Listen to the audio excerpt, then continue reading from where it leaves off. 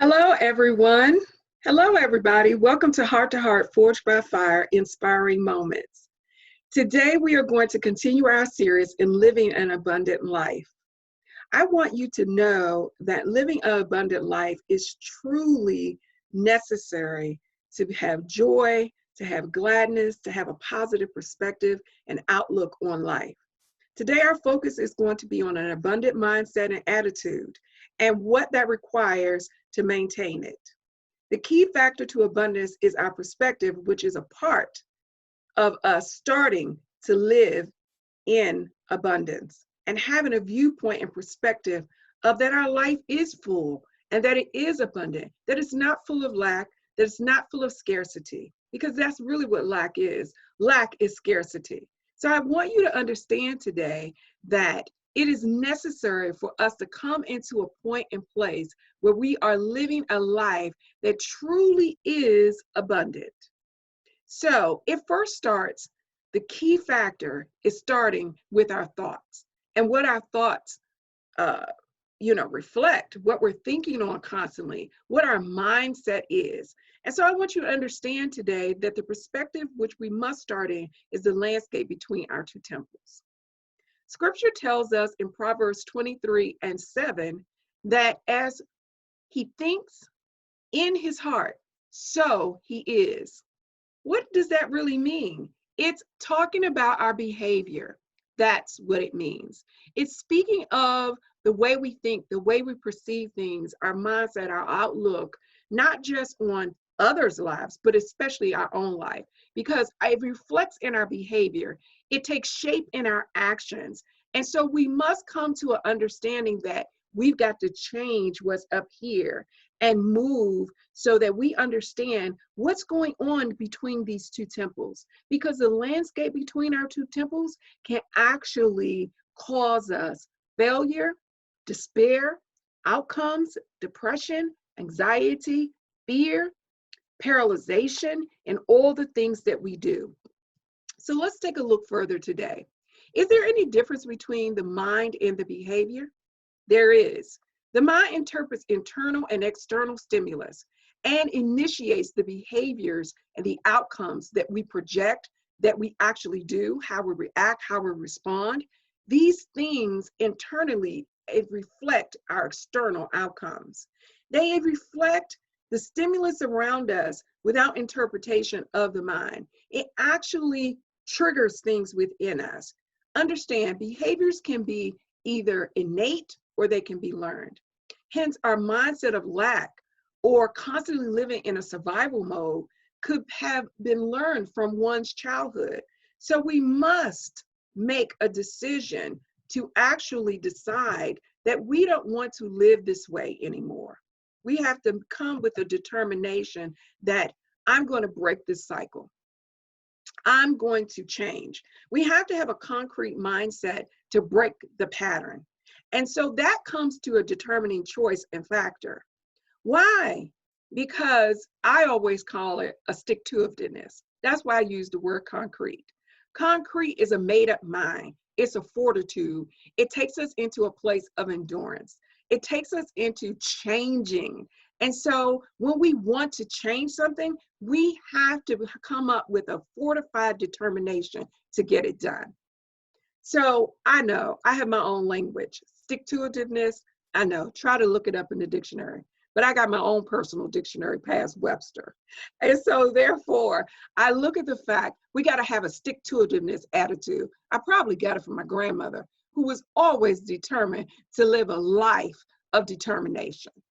So therefore, it comes into a place of sheer determination to break a cycle. What does that look like and what does that mean? And so we have to come into a place of understanding that, oh, we can identify this because along my life's journey, my perception about abundance has really changed. I can remember things that I had never, ever, I had a mindset that I lived in a survival mode, that what I had was truly not enough. And so I had to learn and become determined to change my mindset. I had to recognize I truly was blessed. I had a home, I had children. I had a lifestyle that most would want. But in my mind, it was not enough. In my mind, I was fearful of us losing our home. I was fearful of us not being able to pay our bills. I was fearful of us not having enough. Even though we had a home, I was concerned. And yes, we may not have everything. We may not have had all the things to meet our needs at that time. But at one time, we were actually, me and my former spouse were actually making about $5,000 a month. We had a home. We were raising 6 children. We had more than enough, most would think. We had 2 cars. One was new. The other, we were even able to buy a new car, and one was used, but it was in pretty good condition.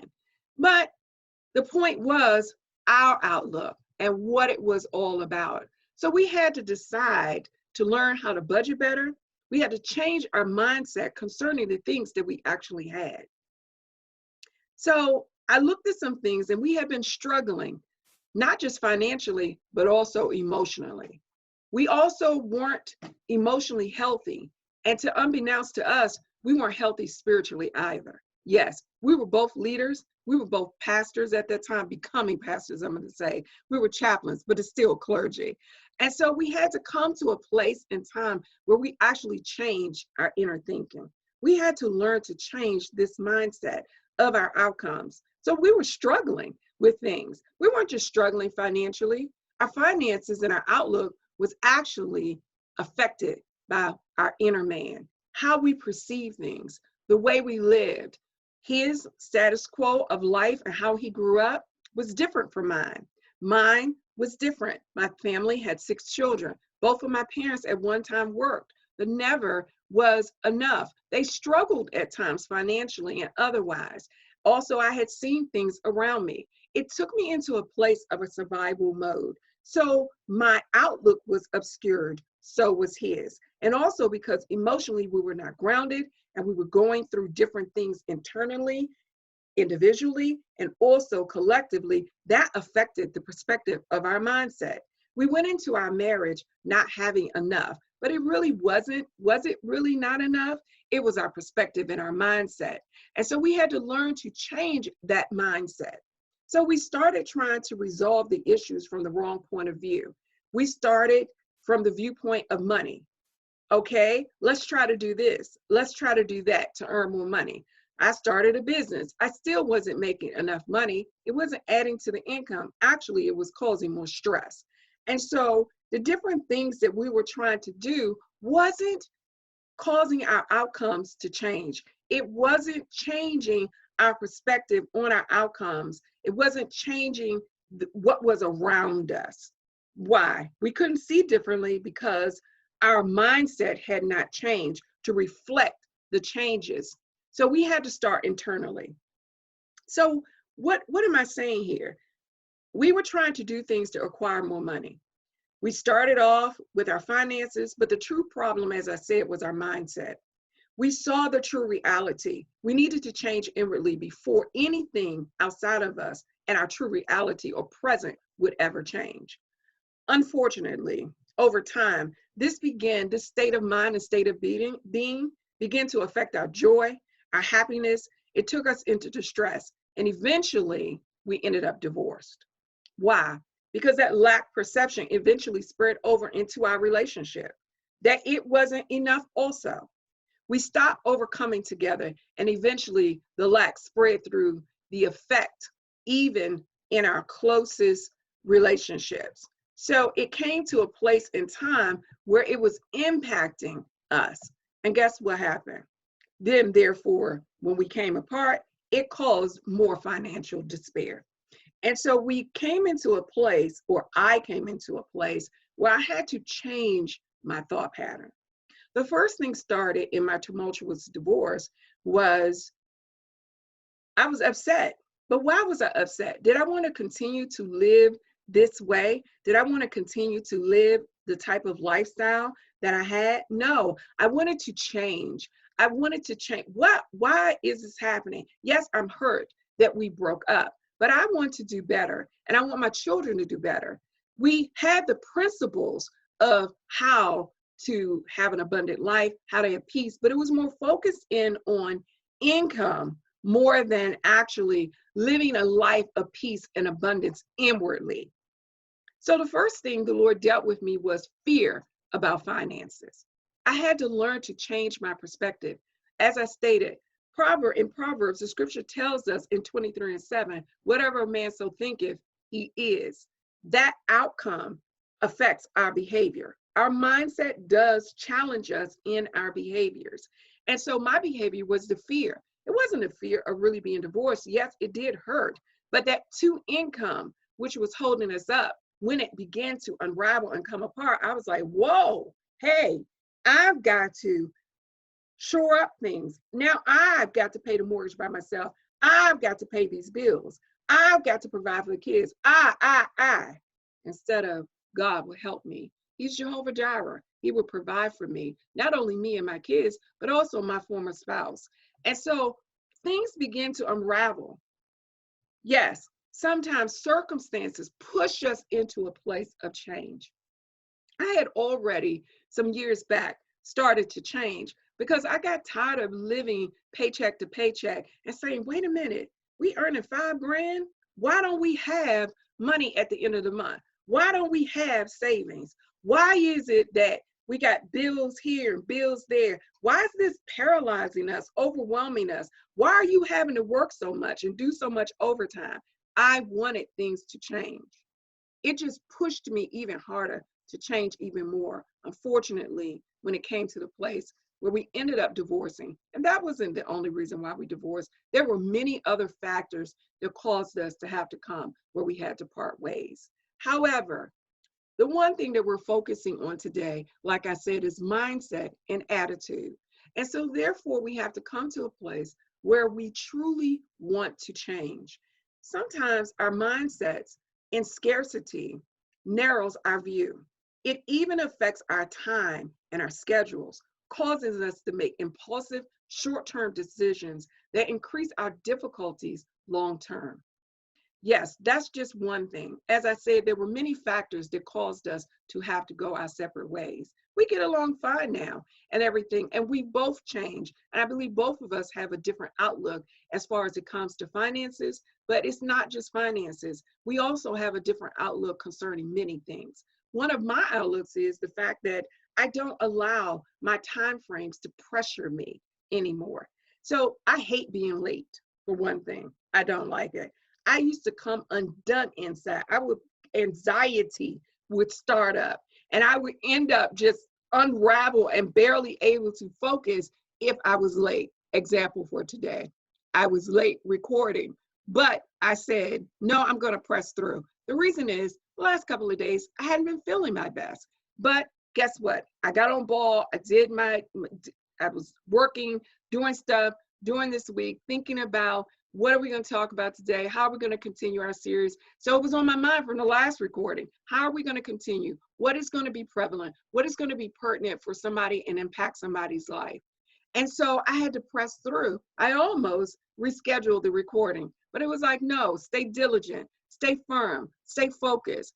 All the circumstances in life can change what we're going to do and get us off schedule a little bit.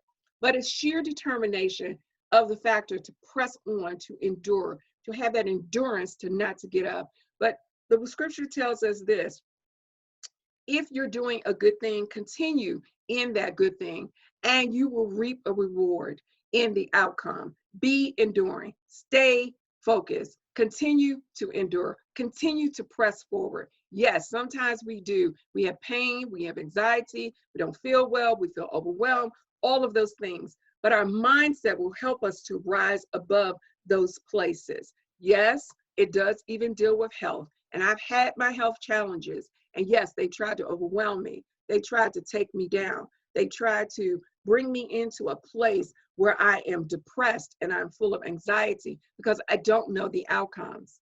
But I learned through peace and quieting myself. All I have to do is, even if I don't have the answers, when turmoil is going on like we are right now, we're in a state of pandemic. We're unsure. Many people are dying around us. People are being affected, even in our families. And we don't have all of the answers. And man doesn't have the answers. But I've learned to take hold of my bubble, that I'm in control of my bubble. So yes, I relegate what I listen to. I also put together the pieces and I look to the one who does have all the answers. And amazingly enough, I get peace. I come to a state of calm. I come to a state of mind that transforms me and is able to ensure me that I can go on. And so I ask you to do the same today. I ask you to take hold of your thoughts, take hold of your mindset. Understand something. These things in a mindset of scarcity or lack can cause us to be impulsive. It drives us into being erratic behavior, to making decisions, or even falling into temptations that we otherwise would not have. We have to come to a decision of understanding that in disparities and overwhelmness and a mindset of anxiety, it would cause us to take actions or even paralyze us and sit us still to where we're not focused anymore. We're not paying attention to what our responsibilities are. We kind of just throw them aside and we don't take note of them anymore. We can come to a place where we experience cognitive issues in our thinking and we can't process problems anymore because it comes so overwhelming. Or even affects us academically, because when anxiety is present, it can affect us academically, it can affect us processing, it can affect us performing and the outcomes of our business, our lives, and our relationships. Yes, it is real and it takes hold of us. Some people, yes, they do have manic depression, and others have serious chemical disorders, but there's always an answer that can aid us and help us. So I implore you, if you find yourself there, I ask that you reach out. Don't close yourself off. Don't close yourself in, but I'm asking you to reach up and to reach out because it is necessary. It will aid you in your life. We need our support systems around us. We have to understand something. Our performance can be evidently lower during these times. It can also cause mental fatigue, which can translate in over to physical fatigue. It also causes mental, physical fatigue. It also affects our health. Our mind can affect our health. It can cause pain in our bodies. It can also cause us to sleep more. These things are very serious because sometimes when we have the mind of lack or scarcity, it affects us in a place where we're become immobilized. Don't allow it to do that to you. It's not just about abundance, is not just having a copious amount of things. That's not what it's about. You have to understand something, that obsessions, if we're not careful, unhealthy obsessions and hyper focus, they can truly affect our health. It can take us and diminish our value of ourselves. It's not the fact that I'm saying there aren't real needs out there. It's not the fact that I'm saying that, oh, overlook those things that you need. I'm talking about obsession. I'm talking about hyper focusing in the mind on different things that can take you to places that are difficult to get back from if you don't have the proper support systems, or if you don't have a concrete, endurance, determined mind that I'm going to break the spirit of lack. I'm going to break the spirit of scarcity in my life. I am not going to continue in this way. Some people get nervous about time. Some people get nervous about finances. Some people feel that where their living conditions are not the best. So they're in constant state of trying to change that situation instead of saying, you know what, I need some help so that I can look at all my options on the table. It's always good to connect with friends who have your best interests at heart. It's always good to connect with health professionals that have your best interests at heart. Sometimes we do a quickie appointment with our doctors and we don't really talk about everything. I find if you write down your questions when you go to the doctor and ask them to take the time with you, and if they don't, remember they work for you, then you need someone else. but make sure they're listening to you and hearing you. And if you find they don't have all the answers, which they don't, remember, medicine is a practice. And so therefore they are constantly learning and growing. But if they can't refer you to someone, do the research for yourself or get your support systems together to aid you so you can find those things out, so you can find the things that you need. Another area of that we tend to do, if there's not enough, the dissatisfaction of these areas can cause a cognitive overload for us, resulting sometimes, like I said, in unhealthy outcomes. Sometimes people turn to various different things. Even over shopping is unhealthy. Any obsessive compulsion thing that we feel, we'll overeat, we do different things to take the pressure off, because we don't want to focus in on the area. But sometimes that's binging. We'll do these things and then we feel guilty or worry about them later on. The nature and effect of the lack of the mindset of scarcity can be impeded by coping efforts. If we are not careful, we can easily feel overwhelmed because stress and anxiety are key components of this mindset. Therefore, it can interfere with motivation. It can leave one at times feeling vulnerable. It can leave you, giving you, like I said, giving you or pushing you into temptations that you otherwise would turn from. This mindset, if it's not present, it can be gained if you don't gain peace. I used to struggle with this type of mindset until I gained peace in various areas of my life. I too experienced different areas of this state of mind. I did. I went through depression. I went through feeling overwhelmed. At times I had anxiety because of scarcity. It wasn't the fact, as I said, we have to look at the fact. As you see, abundance is not having a copious amount of great quantities of things, but as the key ingredients are peace, they are joy, they are insight, which is based on the ability to see the truth of one's surrounding and what truly the reality or the need really is. Time management is one of those areas. Not overloading one's schedule. I've done this. As I said, I had to change behavior. I love with my schedule. I remember one young man that used to work with me, he said to those who we served, our neighbors in our community, he said, she does at least 100 or more hours a week. And I got a little concerned because I was like, what? 100 hours in a way. But it was true. I was doing more than 100 hours a week because I really was working in 5 different areas and didn't nobody really know it. But he took note. And getting to know a person, you begin to note their behaviors. You begin to note their actions. You start paying attention. Well, I was running an outreach. I was running a counsel agency, a community developer. I was also doing projects in other countries and so on and so on and so on. So it takes a lot to do those things. So for that moment, that was a wake-up call. It was a tap on my shoulder. It's time to slow down. God does give us the grace and the anointing to do these things.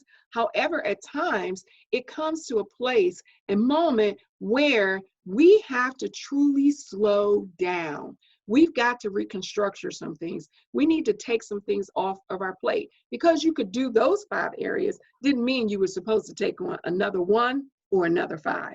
And so I had to learn not to do that. I had to learn to change my perception of what I could do and what I truly could accomplish. So overloading my schedule wasn't good for me. Self-control isn't just managing our actions, but it's also managing what we focus on mentally. My mind sometimes was so overloaded, I wasn't sleeping well. So I had to change some of those things.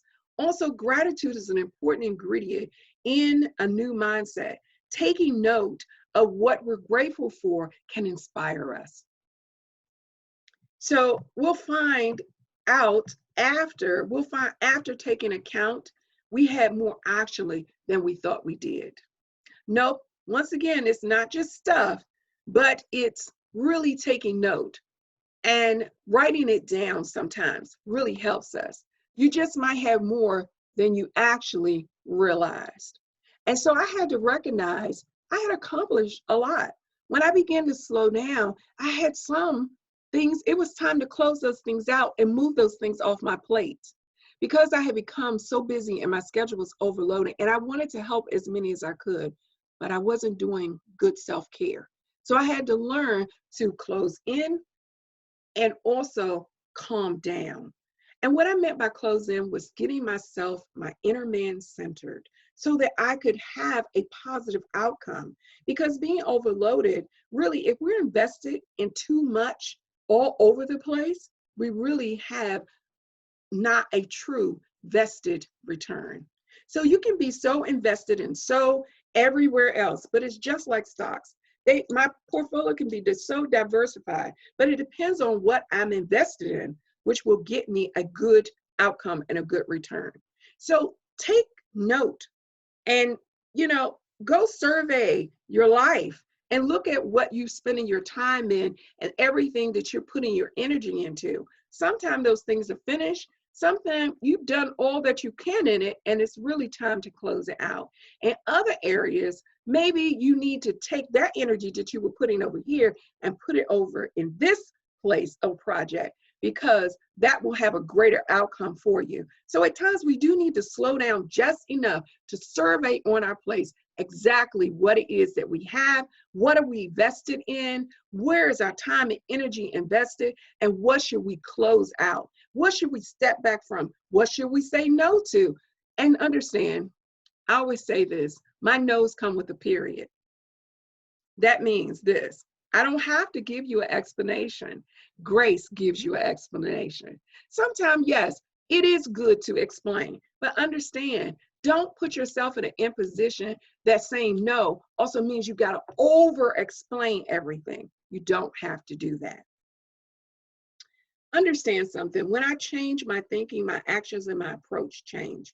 I begin to prosper in health, relationships, business, financially, and especially in my inner man change. I grew emotionally. My emotions begin to balance themselves. My response and reactions to things and people and their actions began to change. My outer life changed for the better. So you see, it's all about taking stock around what's going on around us. Tell me, how's your inner life affecting your outer life today? I want you to settle down a bit and take note of that and include your emotional state, include the things that you're thinking on. Tell me what your feelings are. What type of feelings are you having? I want you to write them down for yourself. Yes, I'd like you to start a journal. I love journaling. And if you're not used to and you're not a writer, then hey, all these apps on our phones, even our little notebook allows us to record. So talk into your recorder, do a voice recording on your phone. Take note of how your mindset and what you're thinking on and your emotional state is affecting your outer life. Take note of that. And the reason why I want you to grasp that is because I want to talk to you about doing some changes. Finally, let's look to some steps that can help us change from a mindset of lack and scarcity to one of abundance. Practice gratitude. Deliberately focus your mind on what is good about your life. Include those who support you. What are you grateful for in your community or your neighborhood? Is there a sense of community around you? Now understand, this isn't just outward and your neighbors next door to you, your neighbors across the street or up the way or around the corner, but your neighborhood grocery store, maybe your cleaners, maybe your laundry, maybe your delivery service. Also, your family is your neighbors too, your friends, those who you constantly are around. That's your community. How is that thing really affecting you? What are your achievements? Note them down. What are some of the achievements that you actually have done? How's your health? Are you satisfied with your health right now? If you're not, what steps can you take to change it? There's always something that we can do. And your achievements. Would you like to achieve more? Do you want to go back to school? Do you want to earn a certificate? Do you want to begin to do some different things? Look into it. Research it out. Life is not over for you, but it's just a beginning. And this time that we're on a state of emergency and we're on self-quarantine, this is a great time for someone to discover who they are. Discover some of the things you like, some hobbies, some things of that nature that will take your mind from this place. Work on your inner man. Work on your emotional self. Become emotionally mature so that you can be spiritually mature. Let me ask you, how's your finances? If you're not satisfied, what steps can you take to change your financial forecast? I started doing some different things too. I looked over some things, and in the last couple of years, I made some changes.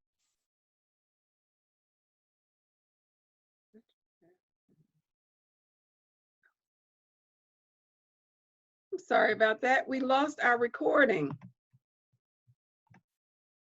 So, as I was stating, we want to continue to look at our state of mind. As I was stating, how's your finances? If you're not satisfied, what steps will you take to change your financial forecast? Like, what skills do you have that are marketable for service or producing a product? Try to build on these skills. Think of how you can market them. Begin with a plan of action. First, taking a few notes of how you can start, and then coming up with a business plan. I'm actually going to post a link on the site, on the page that you can go to and that you can visit. Then secondly, don't ever compare yourself with others. Don't compromise. Don't try to be like somebody else. Be yourself. Always be yourself. You will always encounter people who have more time, money, energy, possessions, and experience. So don't envy them. Take stock that you are talented and your skills are just as valuable and an asset to someone, especially yourself. Your audience and reach will be different. Remember, if it's just one person you reach a day, your impact in that one person's life alone is for the better. Please don't not value yourself. And so stop the mental scripts, the wrong decisions that you made, playing them over and over again, and the worries about the what ifs. Decide to break the cycle and begin preparing, knowing this will take a lot of effort, but the outcomes are worth it. I learned preparation is half of the journey. Plan, but don't obsess. Make a list of tasks. Even shopping is a task. So make a list before you go. It saves time, it saves energy, it saves money, unnecessary spending, which can then take you backwards into the whys and the worries. Use a planner, schedule appointments, and manage your energy by not overloading yourself with appointments, tasks, and daily chores, and the huge list of to-dos. Don't be greedy. When resources are scarce, people get competitive because they think that more for somebody else means less for them. That is so untrue. And so therefore, in fact, when you give out or you help somebody else in any area, you actually get a feeling of gratification, and you actually receive more than you could measure physically. Being helpful to others can lead to deeper friendships, lead to gaining respect and a reputation. It also leads to creative bartering, or even you gain new allies for business and life. So learn giving, not greed, not trying to possess everything because you think that mindset of lack and scarcity. Remember, we're breaking that. There are many other ways to break free of the mindset of lack and to live a life of abundance. These are just a few to aid you in your journey of taking action to stop this turbulent anomaly and turn it into a thing of your past. This is an ingredient that you can utilize and build upon to move forward and move into a positive change. Remember, these are part of breaking a cycle to move forward in abundant living. Take preemptive measures. I want to thank you today for coming and visiting and joining us at Heart to Heart Forged by Fire, Inspiring Moments. I want you to be blessed every single day. And remember, take charge of the landscape between your two temples. God bless you and have a wonderful, blessed week.